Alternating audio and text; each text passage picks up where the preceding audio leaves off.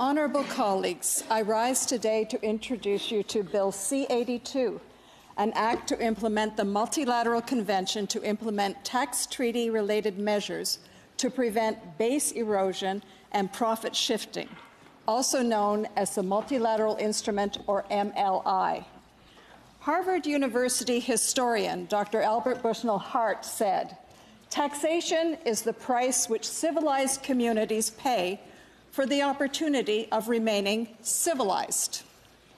Before I get too deep into my remarks on this important bill, I first want to confess that I am neither a tax lawyer nor a tax accountant, although, like all of us present, I have been paying taxes to 3 levels of government for most of my life. While I agree with Dr. Bushnell Hart that taxation is vital to our civilization, this is how we are able to build and maintain essential infrastructure, ensure the health, well-being, safety, and education of our population, support arts and culture, protect our environment, and help build strong communities, strong economies, and good relations with our global neighbors. Yes, taxation is essential, and I'm sure that everyone in this chamber and all Canadians would also want that taxation be fair. There are a number of fundamental ways a jurisdiction can grow its tax revenues in order to provide better for its citizens. It can impose greater taxes. It can take measures to grow the economy and thereby grow its tax base. And it can plug holes in its existing tax system to make sure that it captures the tax revenues that are rightfully due to it. Bill C-82 enables Canada to implement an important instrument to plug some of the holes in our existing tax system. Tax fairness is a key priority for Canadians. It is crucial to building an economy and a society that works for everyone. L'équité fiscale est fondamentale à notre démocratie. Bill C-82 represents a major step forward in addressing unfair tax avoidance schemes. Ensuring tax fairness is a complex process, requiring ongoing engagement with the wide range of partners here in Canada and around the world. Bill C-82 harnesses the strength of international partnerships by enacting a multilateral tax convention that will allow Canada, along with many of its international treaty partners, to implement tax treaty-related measures to counter tax avoidance strategies. Are you riveted? These tax avoidance strategies make it possible for businesses and wealthy individuals to exploit gaps and mismatches in the tax rules, inappropriately shifting profits to low-tax or no-tax jurisdictions in other countries. Thus, the reference to the prevention of profit shifting in the title of this bill. These profit-shifting strategies have the potential to erode the tax base of countries like Canada, while making it possible for businesses and wealthy individuals to avoid paying their full and fair share of taxes owed. Again, the reference to the prevention of tax base erosion in the title of this bill. Toby Sanger of the watchdog group Canadians for Tax Fairness says, by channeling tax funds to low-tax jurisdictions, corporations and wealthy investors continue to enjoy the benefits of living in Canada without fully contributing to the very services and programs that they use. Although some of these tax avoidance tactics are in fact illegal, many are still able to be done legally due to how current treaties are drafted.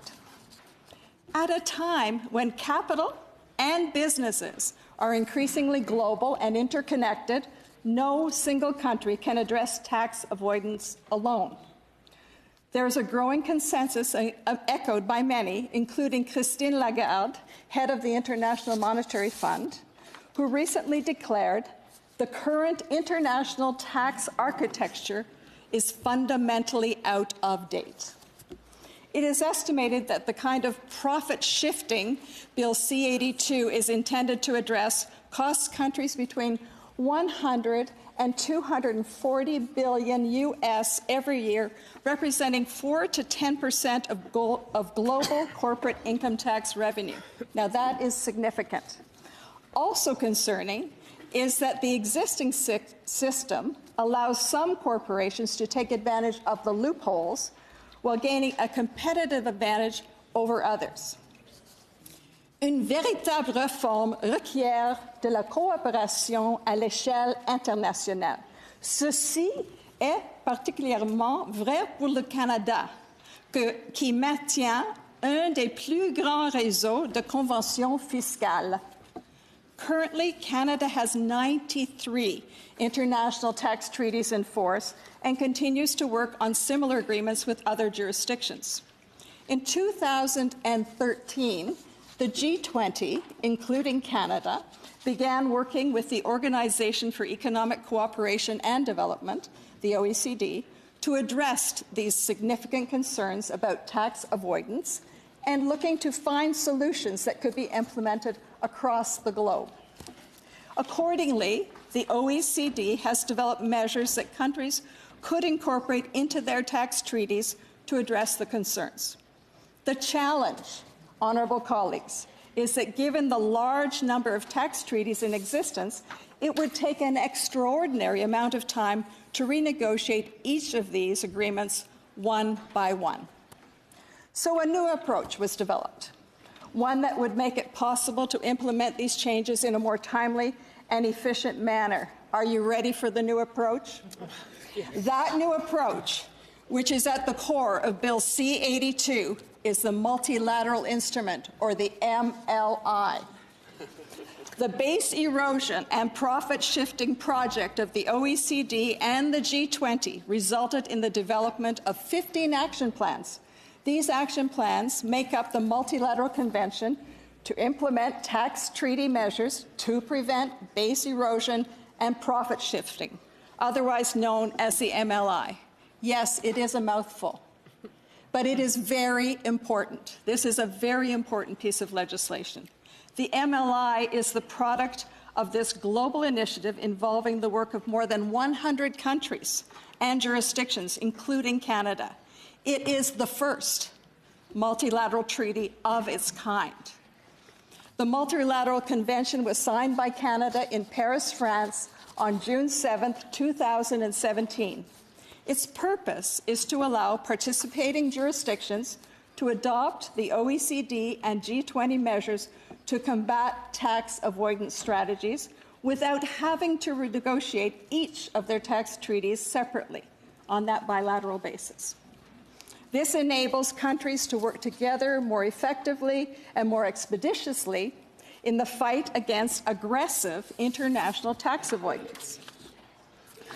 De plus, l'application de l'instrument multilatéral démontrerait la volonté du Canada à collaborer avec les partenaires signataires de la Convention à prendre des mesures coordonnées pour combattre l'évasion fiscale au niveau international. At the same time, the MLI will provide greater certainty for taxpayers, and certainty is important. It will include measures designed to improve dispute resolution under tax treaties. Prevention of treaty abuse is addressed by adopting a new preamble in each treaty which states that, and I quote, "The object of the treaty is not to create opportunities for non-taxation or reduced taxation through tax evasion or avoidance, including through treaty shopping arrangements." And treaty shopping arrangements is very common. Bill C-82 was first introduced in the other place on June 20th, 2018. There are currently 87 signatories to the multilateral instrument, which will allow for modification of over 1,400 tax treaties globally. The MLI initially entered into force on July 1st, 2018, and it has now entered into force in 25 countries across the world. Honorable Senators, The MLI is an important tool in combating aggressive international tax avoidance. This tool will benefit Canada and its international partners. For this reason, I support Bill C-82. Bill C-82 addresses a need for additional safeguards in our current tax system. The important measures brought forth in the bill, which are designed to address tax avoidance in the international realm, will not plug all of the current holes in our tax system, which lead to the erosion of our tax base, but they represent a vital step forward. Bill C-82 builds on other efforts of the government to ensure Canada's tax system is fair for everyone. I will briefly reference, and very briefly reference, some highlights of those other efforts so you can put this in context. At the close of fiscal 2017-18, the CRA had 50 ongoing criminal investigations related to the transfer of funds to low or no tax jurisdictions. The government is also targeting those who promote tax avoidance schemes and has so far imposed more than $44 million in fines on those who are promoting these tax avoidance schemes. Thanks to the new availability of data and targeted government investments, CRA now has better tools and better approaches, which are leading to the improved integrity and fairness of our tax system. Ces outils aident l'ARC à recueillir d'importants renseignements et permettre à ses agents de travailler de façon plus efficace et intelligente pour s'assurer que tous les Canadiens contribuent leur juste part. Budget 2019 has gone even further with an investment of an additional $150.8 million over 5 years to allow the CRA to fund new initiatives and extend existing programs. These include hiring additional auditors and building technical expertise to target non-compliance associated with cryptocurrency transactions and the digital economy. Second, creating a new data quality examination team to ensure proper withholding, remitting, and reporting of income earned by non-residents, and extending programs aimed at combating offshore non-compliance. In turn, these targeted compliance initiatives are expected to produce a revenue impact of close to $370 million over 5 years. This is in addition to gains realized by the provinces and the territories by these measures. So, folks, colleagues, in conclusion, honourable colleagues, as I have noted, Canada has already made tremendous progress when it comes to tax fairness. We know there is so much more to be done. I know we are all committed to ensuring that Canada's tax system operates fairly and effectively. By protecting the integrity of our tax system and guarding against the abuse of our tax treaties, Bill C-82 and the implementation of the multilateral instrument are the next logical steps in this process. Once this bill receives royal assent, Canada will be able to deposit its instrument of ratification of the MLI, and the convention can then enter into full force in 3 months.